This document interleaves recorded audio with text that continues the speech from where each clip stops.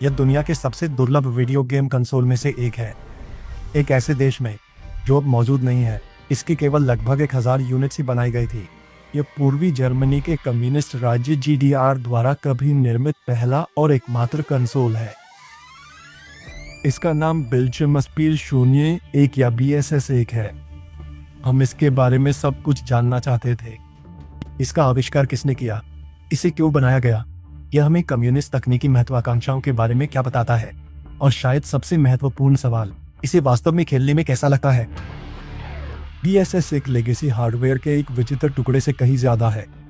यह आज भी दुनिया भर के लिविंग रूम में लड़े जा रहे एक गुप्त युद्ध की कहानी बताता है। यह खोए हुए कम्युनिस्ट कंसोल की खोज है।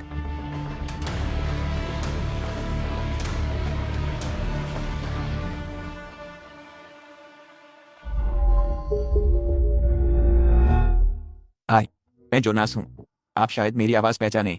मैं एक्सेंट वाला वन का सह संस्थापक हूँ। अभी इंट्रो में आपने जिसकी आवाज़ सुनी वह डॉन है। वह हमारे लेखकों में से एक। मूल वक्ता मेरी आवाज़ से काफ़ी मुलायम है। अब वह नरेट में संपादकीय एक्शन पार्क पहला वीडियो अनआजमाए।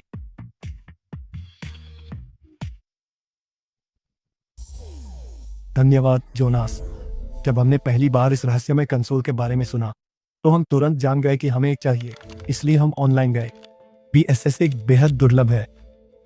मूल रूप से उत्पादित लगभग 1000 यूनिट्स में से केवल एक अंश ही अभी भी मौजूद लगता है। वे अलग अलग रंगों में आते थे।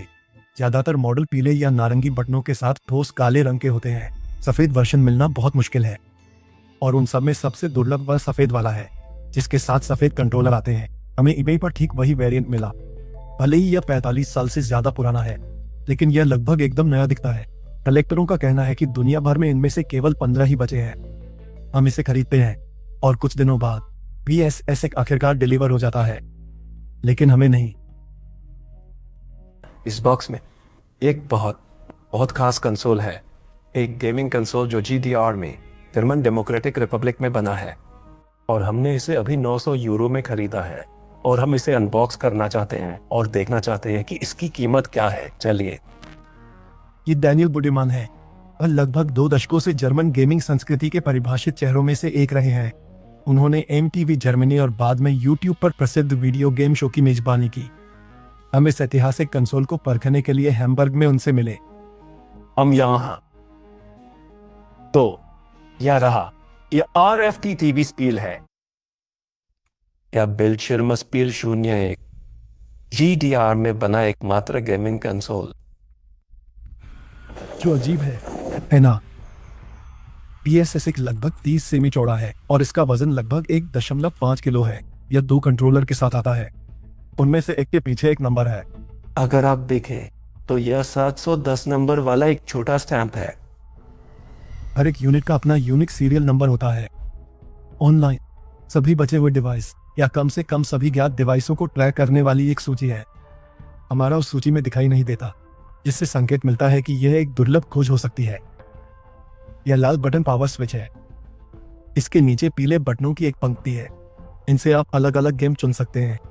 कुल मिलाकर 4 है: पेलोटा, स्क्वैश, फुटबॉल और टेनिस। यहाँ बाईं ओर के काले बटन आपको विभिन्न इन गेम सेटिंग्स को एडजस्ट करने देते हैं। भले ही पूर्वी जर्मनी ने अपने स्वयं के कंप्यूटर और माइक्रो इलेक्ट्रॉनिक्स विकसित किए, लेकिन उसने वीडियो गेम कंसोल बनाने का केवल एक ही प्रयास किया। देश का टेक्नोलॉजी के साथ एक बहुत ही खास रिश्ता था। यह पश्चिम से काफी हद तक कटा हुआ था, और आधुनिक तकनीक प्राप्त करना अक्सर मुश्किल था, अगर असंभव नहीं तो। यह असली सवाल उठाता है, वीडियो गेम क्यों? इस प्रोजेक्ट को किसने आगे बढ़ाया, और वे असल में क्या हासिल करने की कोशिश कर रहे थे? यह 1970 का दशक है। जर्मनी एक राजनीतिक और बहुत ही भौतिक सीमा से विभाजित है, जिसे आयरन कर्टेन कहा जाता है। पश्चिम में डेमोक्रेटिक फेडरल रिपब्लिक है। पूर्व में सोवियत संघ का एक प्रॉक्सी राज्य सत्तावादी GDR है। पश्चिमी दुनिया में तकनीकी प्रगति पूरी गति से आगे बढ़ रही है। इस प्रवृत्ति का एक हिस्सा उभरता हुआ वीडियो गेम उद्योग है। 1972 में वीडियो गेम के इतिहास में पहला व्यावसायिक रूप से उपलब्ध होम कंसोल अमेरिकी बाजार में आया।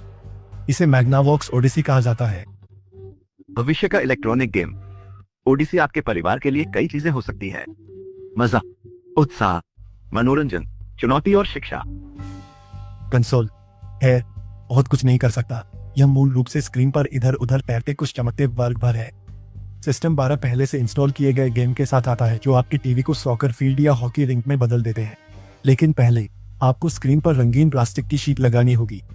एक गेम सबसे अलग है, टेनिस, जो असल में पिंग पोंग के बहुत ही बुनियादी संस्करण जैसा है। इसे सीखना आसान है और यह बहुत सहज है। अटारी को इसकी संभावना दिखती है और वह पोंग बनाने के लिए इस विचार को अपनाती है। 1 साल से भी कम समय में पोंग इतिहास का पहला व्यावसायिक रूप से सफल वीडियो गेम बन गया। जल्द ही प्रतियोगी इस कॉन्सेप्ट की नकल करने की होड़ में लग गए। आप टेनिस या हॉकी, हैंडबॉल या स्क्वैश चुन सकते हैं। अगले कुछ वर्षों में वीडियो गेम बहुत तेजी से विकसित होते हैं। 1977 तक अटारी 2600 जैसे कंसोल संयुक्त राज्य अमेरिका से लेकर पश्चिमी यूरोप तक के लिविंग रूम पर छा रहे थे। मुझे सबसे लोकप्रिय होम वीडियो गेम सिस्टम चाहिए। आपको तो अटारी 2600 चाहिए। यह तो तेज था। मुझे ऐसा सिस्टम चाहिए जो सैकड़ों गेम खेले। ओह, तो आपको अटारी 2600 चाहिए, पर मुझे ऐसा सिस्टम चाहिए जो मेरे बच्चों के लिए शैक्षिक गेम भी चला सके। तो फिर जो आप चाहते हैं वो अटारी 2600 है। ठीक है। वीडियो गेम के ग्राफिक्स और साउंड इफेक्ट्स तेजी से बेहतर होते हैं। बस कुछ ही वर्षों के भीतर उद्योग अपने पहले सच्चे आइकॉन स्पेस इन्वेडर्स, स्टेरॉइड्स और निश्चित रूप से पैकमैन का उत्पादन करता है।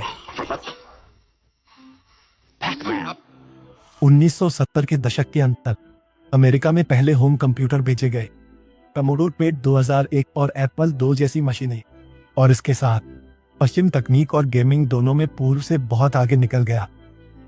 यह सोचना अजीब है कि हम यहां से यहां तक कैसे पहुंचे। तकनीक की गति के साथ तालमेल बिठाना काफी मुश्किल है। वास्तव में एआई को समझना लगभग असंभव लग सकता है, लेकिन ध्यान दें कि कैसे हमने BSS1 जैसी किसी दिलचस्प चीज से शुरुआत की और स्वाभाविक रूप से वास्तव में कुछ सीखने की ओर बढ़ गए। ब्रिलियंट ठीक यही करता है। मान लीजिए आप अगले साल बेहतर आदतें बनाना चाहते हैं, सिर्फ इस्तेमाल नहीं बल्कि एआई को सच में वाकई ठीक से समझना। ब्रिलियंट का व्यावहारिक कोर्स एक कैसे काम करता है, चीजों को इस तरह से तोड़ता है जो अंततः समझ में आता है। आप देखते हैं कि अंदर क्या हो रहा है। एक भाषा मॉडल अगला शब्द कैसे चुनता है, या तंत्रिका नेटवर्क भारी मात्रा में डेटा से पैटर्न कैसे सीखते हैं। यह एक व्याख्यान में भाग लेने से पूरी तरह से अलग अनुभव है। आप करके सीखते हैं और अवधारणाएं वास्तव में याद रहती हैं। ब्रिलियंट आपकी पहले से मौजूद जिज्ञासा की चिंगारी को वास्तविक समस्या समाधान कौशल में बदलता है। मुफ्त सीखना शुरू करने हेतु brilliant.org/fun जाएं, QR कोड स्कैन करें या नीचे दिए लिंक क्लिक करें। आप असीमित दैनिक पहुंच के लिए वार्षिक प्रीमियम सदस्यता पर 20% की छूट भी पा सकते हैं। 1970 के दशक में पूर्वी जर्मनी के अधिकांश घरों में पहले से ही लिविंग रूम में एक टीवी था, लेकिन वे कंप्यूटर रखने का सपना ही देख सकते थे। गेम कंसोल की तो बात ही छोड़ दें। बेशक पूर्वी जर्मनों ने देखा कि तकनीक बाकी आधुनिक दुनिया में रोजमर्रा की जिंदगी का हिस्सा बनती जा रही है, इसलिए GDR अपनी उपभोक्ता प्रौद्योगिकी और पश्चिमी औद्योगिक देशों की प्रौद्योगिकी के बीच के भारी अंतर के बारे में कुछ करने का फैसला करता है। 1977 में GDR ने माइक्रो इलेक्ट्रॉनिक्स को देश की सर्वोच्च प्राथमिकता घोषित किया। एक स्वतंत्र माइक्रोचिप उद्योग बनाने के लिए अरबों की राशि लगाई गई। यह विचार दो तरफा है। एक औद्योगिक राष्ट्र के रूप में GDR की स्थिति को मजबूत करना। 2, अपनी आबादी को होम कंप्यूटर रखने की विलासिता का अनुभव कराना। पश्चिम में पोंग के साथ अटारी की सफलता भी अनदेखी नहीं रहती। 70 के दशक के मध्य तक GDR के नेतृत्व ने फैसला किया कि देश अपना खुद का कंसोल बनाएगा। तो चलिए यह पता लगाने की कोशिश करते हैं कि BSS1 क्या कर सकता है या क्या नहीं कर सकता है। और जैसा कि आप देख सकते हैं, यह पोंग के पश्चिमी संस्करण की एक सटीक प्रति है। तो ये टेनिस है, और हाँ, यह काम करता है। कंट्रोलर से पैडल ऊपर नीचे कर गेंद मारें, बाएं बटनों से आकार व गति बदलें। तो अब आपके पास पोंग का हार्ड मोड है। दिलचस्प। चलिए सॉकर आजमाते हैं। ओह, ठीक है, दिलचस्प है। स्क्वैश। और चलिए एक गेम आजमाते हैं जिसे पेलोटा कहा जाता है, लेकिन मुझे नहीं पता कि वास्तव में पेलोटा का मतलब क्या है। चलिए इसे तेज बनाते हैं और शायद यह दिलचस्प हो। ठीक है। मैच तब समाप्त होता है जब दोनों में से कोई एक खिलाड़ी 15 अंक बना लेता है, या जब आप यहाँ डेनियल की तरह उब जाते हैं। मुझे लगता है कि यही है। एक इसी गेम प्ले की बात यही खत्म, लेकिन GDR के लिए इतना हासिल करने में भी बहुत मेहनत लगी। 70 के दशक में GDR में माइक्रो इलेक्ट्रॉनिक्स का उत्पादन करने वाले काफी निर्माता थे। दक्षता बढ़ाने और प्रशासन को सुव्यवस्थित करने के लिए कई कारखानों को आमतौर पर तथाकथित कॉम्बिनेट में एकीकृत किया जाता था। प्रत्येक कॉम्बिनेट अंततः सरकार को या अधिक विशेष रूप से इलेक्ट्रॉनिक्स और इंजीनियरिंग के राज्य सचिव को रिपोर्ट करता था। उस समय वह पदकाल नाले नामक एक व्यक्ति के पास है। उसका काम GDR को माइक्रो इलेक्ट्रॉनिक्स का पावर हाउस बनाना है। टाले वैसा घिसा पिटा पार्टी नौकरशाह नहीं है जैसा लोग समझते हैं। वह एक प्रशिक्षित इलेक्ट्रिकल इंजीनियर है जिसकी ख्याति है कि वह जो कहता है उसे ठीक ठीक जानता है। वह सख्त, अडिग है और लापरवाही बर्दाश्त नहीं करता।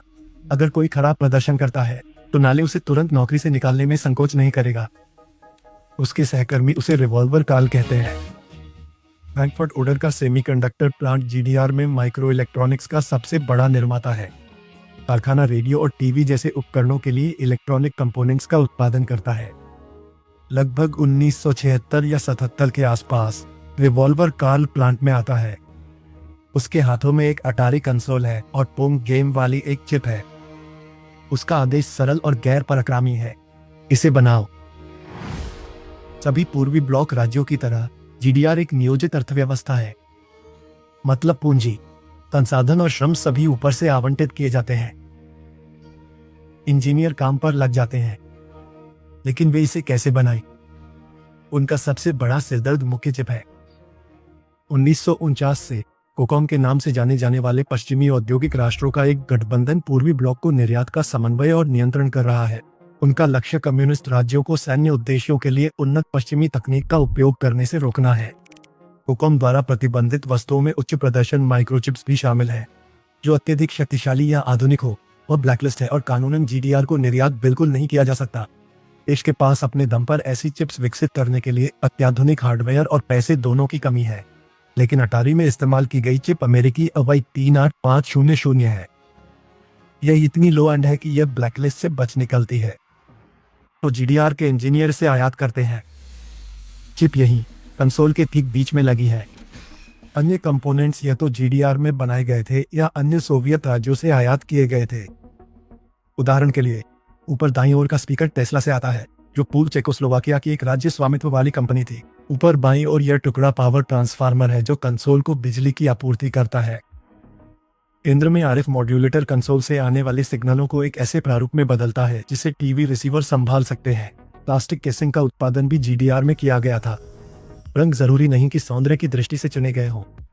कारखानों ने बस उस समय जो भी सामग्री उपलब्ध होती थी उसका उपयोग किया। 1979 में पहला BSS एक उत्पादन लाइन से उतरता है।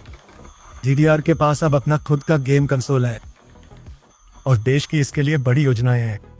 शासन को उम्मीद है कि युवा लोग तकनीक के बारे में उत्साहित होंगे। अगर पूर्वी जर्मनी कभी पश्चिम की बराबरी करना चाहता है तो उसे ऐसी आबादी चाहिए जो कंप्यूटर समझती हो और उन्हें बनाने में सक्षम कार्यबल भी चाहिए। पार्टी के नेता वीडियो गेम को शक्ति के एक साधन के रूप में भी देखते हैं। समाजवादी प्रगति और पश्चिम की तरह ही नवाचार करने की क्षमता दिखाने का एक मौका। लेकिन हकीकत जल्द ही सामने आ जाती है। BSS 1 की कीमत बहुत ज्यादा है। इसकी कीमत एक औसत पूर्वी जर्मन नागरिक की मासिक कमाई का लगभग आधा है। अधिकांश कंसोल राज्य द्वारा संचालित युवा केंद्रों में पहुंच जाते हैं, जहां बच्चे कम से कम उन पर एक साथ खेल सकते हैं। एक सफल पूर्वी जर्मन गेम कंसोल का सपना कभी साकार नहीं होता है। शुरुआती लॉन्च के ठीक 2 साल बाद उत्पादन बंद हो जाता है। कलर आउटपुट के साथ एक फॉलोअप मॉडल बनाने की योजनाओं पर संक्षेप में विचार किया गया, लेकिन उन पर कभी अमल नहीं किया गया। इसके बजाय प्लांट एक और अत्याधुनिक तकनीक के निर्माण की ओर बढ़ता है, रेडियो अलार्म घड़ियां। लेकिन GDR अभी गेमिंग को छोड़ने के लिए तैयार नहीं है। 80 के दशक के मध्य में पूर्वी जर्मनी ने पॉलीप्ले के विकास का आदेश दिया, जो एक सिक्का चालित आर्केड मशीन थी। यह BSS की तुलना में तकनीकी रूप से कहीं अधिक उन्नत है और इसमें 2 गुने गेम है। इसमें हेयर एंड वुल्फ जैसे गेम है, जो मूल रूप से पैकमैन की नकल है। टूटिंग, तितलियों का पीछा, वर्चुअल हिरण शिकार। अंततः GDR वीडियो गेम की शक्ति पर, खासकर युवाओं पर उनके प्रभाव पर दृढ़ विश्वास रखता था। 1988 में एक पूर्वी जर्मन शोधकर्ता और शिक्षक ने लिखा, कंप्यूटर गेम वस्तुनिष्ठ रूप से बच्चों को खेल और उसकी कल्पनात्मक अपील के माध्यम से समाजवाद के विचारों और मूल्यों को आत्मसात करने में मदद करते हैं। 1 साल बाद बर्लिन की दीवार गिर गई, जीडीआर का अस्तित्व समाप्त हो गया और इसके साथ ही देश की गेमिंग महत्वाकांक्षाएं भी समाप्त हो गई। लेकिन बीएसएस को शुरू करके जीडीआर ने एक बहुत बड़े विचार को अपनाया था। वीडियो गेम का उपयोग शक्ति प्रदर्शित करने और उसका इस्तेमाल करने के एक उपकरण के रूप में करना एक ऐसी रणनीति है जो पहले से कहीं अधिक प्रचलित है। पिछले दशक में एक और कम्युनिस्ट देश चुपचाप एक वैश्विक गेमिंग पावर हाउस बन गया है, चीन। 2015 से तकनीकी दिग्गज टेंसेंट दुनिया भर की गेमिंग कंपनियों में हिस्सेदारी खरीद रहा है। आज टेंसेंट दुनिया की सबसे बड़ी वीडियो गेम कंपनी है। यह मोबाइल गेम्स के तेजी से बढ़ते बाजार पर पूरी तरह से हावी है। चीन को स्पोर्ट्स में भी अग्रणी माना जाता है। हाल के वर्षों में ब्लॉकबस्टर चीनी टाइटल पश्चिम में खासा ध्यान आकर्षित कर रहे हैं, लेकिन चीनी सरकार के लिए वीडियो गेम केवल एक लाभदायक उद्योग से कहीं ज्यादा है। वे देश की सकारात्मक छवि को बाकी दुनिया में प्रसारित करने के लिए एक रणनीतिक उपकरण भी हैं। 2019 में पेश ने आधिकारिक दिशा निर्देश प्रकाशित किए, जिनमें डेवलपर्स को पारंपरिक चीनी संस्कृति को वीडियो गेम में बुनने के लिए प्रोत्साहित किया गया। 2024 में रिलीज हुआ action RPG black myth Wukong एक बहुत बड़ा अंतर्राष्ट्रीय हिट बन गया है। यह चीन के गेमिंग उद्योग और चीनी सरकार के लिए भी एक बड़ी सफलता है। राज्य सीधे तौर पर गेम बनाने में शामिल नहीं था, लेकिन पार्टी के अधिकारी अभी भी इसे देश के लिए एक जीत के रूप में पेश करते हैं। तो इस गेम ने कई पूर्व प्रचार अभियानों की तुलना में अंतर्राष्ट्रीय स्तर पर चीनी सांस्कृतिक आख्यानों को लोकप्रिय बनाने में कहीं अधिक योगदान दिया। गेम कंटेंट से कई चीनी वीडियो गेम बहुत ज्यादा सेंसर किए जाते हैं। चीन को, आप जानते हैं, अपनी एक सकारात्मक छवि बनाए रखनी है, और इसमें किसी भी, आप जानते हैं, ऐसे भाषण या व्यवहार पर सेंसरशिप करना शामिल है जो चीन दुनिया को जो दिखाना चाहता है उसका उल्लंघन करता है। क्योंकि टेंसेंट जैसी कंपनियां सरकार से निकटता से जुड़ी हुई है, इसलिए उपयोगकर्ताओं का डेटा आसानी से गलत हाथों में पड़ सकता है। इन जोखिमों के बावजूद चीन पश्चिमी तकनीकी कंपनियों के लिए अधिक से अधिक आकर्षक होता जा रहा है। यह पहले से ही दुनिया का दूसरा सबसे बड़ा गेमिंग बाजार है, और यूरोप और अमेरिका भी चीन के गेमिंग उद्योग के लिए तेजी से महत्वपूर्ण बाजार बन रहे हैं। चीन शायद गेमिंग का उपयोग कर शक्ति प्रदर्शित करने के मामले में वह हासिल करने की राह पर है, जिसका पूर्वी जर्मनी केवल सपना देख सकता था।